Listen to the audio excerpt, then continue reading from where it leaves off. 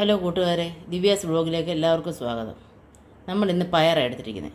ഈ പയർ കൊണ്ട് നമ്മളിന്ന് രണ്ട് കൂട്ടാനാണ് ഉണ്ടാക്കാൻ പോകുന്നത്. ഒന്ന് പയർ തോരനും ഒന്ന് പയറിൻ്റെ വെള്ളം കൊണ്ടിരിക്കുന്ന വൻപയറാണ്. അത് നമുക്ക് വെള്ളം ഒഴിച്ച് കുതിരാൻ വെക്കാം. 3 കൈ പയറാണ് ഞാൻ ഇട്ടിരിക്കുന്നത്. നമ്മളിത് വെക്കാൻ പോകുന്നത്. അതുകൊണ്ട് നമുക്കൊരു 15 മിനിറ്റ് ഇത് കുതിരാൻ വെച്ചാൽ മതി.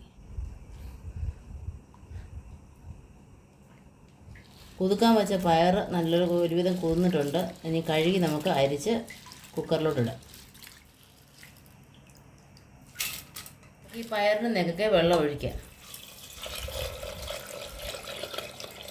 പയറിന് വരുവായിട്ടുള്ള ഉപ്പ് ചേർക്കാം. ഗ്യാസിൽ വെച്ചിട്ടുണ്ട്. 2 വിസിൽ വരെ നമുക്ക് വെയിറ്റ് ചെയ്യാം. വൻപയർ ഇപ്പം വേവിച്ച് വെച്ചിട്ടുണ്ട്. അത് നമുക്ക് ഏത്തക്കയോട് ചേർത്ത് തോരൻ വയ്ക്കാം.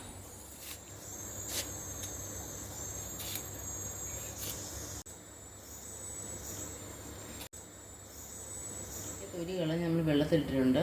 അത് കറ പോകാൻ വേണ്ടിയാണ് നമ്മളങ്ങനെ വെള്ളത്തിലിട്ടേക്കുന്നത്. ഈ ഏത്തയ്ക്ക കഷ്ണമായിട്ട് അരിഞ്ഞ് വെള്ളത്തിൽ തന്നെ ഇടുകയാണേ. കായയുടെ കറ മാറാൻ അല്പം കഞ്ഞിവെള്ളം ചേർക്കുക. നമ്മുടെ കായ്ക്കകത്ത് കഞ്ഞിവെള്ളം ചേർത്ത് നമ്മളിനി കഴുകി വാരിയെടുക്കാം. കഴുകി വാരി ഉരുളിയിലോട്ട് ആക്കിയിട്ടുണ്ട്. വേവാനുള്ള വെള്ളം ചേർത്തിട്ടുണ്ട്. ഇനി അല്പം ഉപ്പ് ചേർക്കാം, മഞ്ഞപ്പൊടി ചേർക്കാം. പയർ വെന്തിട്ടുണ്ട്, തുറന്ന് നോക്കാം. പയർ നല്ലോണം വെന്തിട്ടുണ്ട്. ഇനി ആ പയർ നമുക്ക് ഊറ്റി വേറൊരു പാത്രത്തിലേക്ക് മാറ്റാം. പയറിൽ നിന്നുള്ള വെള്ളം നമുക്ക് സെപ്പറേറ്റ് ഊറ്റിയെടുക്കാം.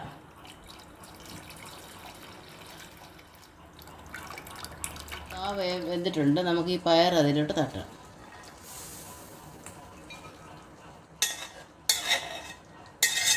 കായും പയറും കൂടെ ഒന്ന് ചേർന്നിരിക്കട്ടെ. നമുക്കപ്പോഴത്തേന് അതിനുള്ള അരപ്പ് തയ്യാറാക്കാൻ നമുക്ക് പച്ചമുളക് ഇടാം. 6-7 വെളുത്തുള്ളി പൊളിച്ചത്, അല്പം തേങ്ങ, ജീരകപ്പൊടി, ചതച്ച അരപ്പ് ചേർക്കാം. ഈ അരപ്പൊന്ന് അടിയിലാക്കാം.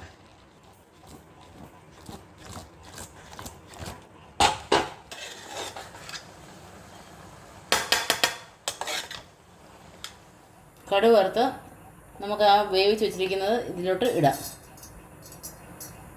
വെളിച്ചെണ്ണ ഒഴിച്ച് ഇച്ചിരി അരി ഇട്ടിട്ടുണ്ടായിരുന്നു. അതിൻ്റെ കൂടെ കടുക് കൂടെ ചേർത്ത് കടുക് വറുക്കാം.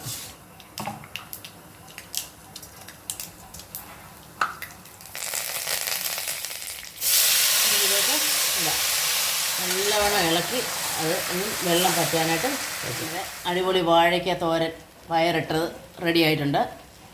അപ്പോൾ എല്ലാവരും ഇതൊന്ന് ട്രൈ ചെയ്ത് നോക്കണം. ചോറിനൂടെ തിന്നാൻ അടിപൊളി തോരനാണ്. എല്ലാവരും ഒന്ന് ട്രൈ ചെയ്തിട്ട് ഫീഡ്ബാക്ക് അറിയിക്കുക. അപ്പോൾ നന്ദി, നമസ്കാരം.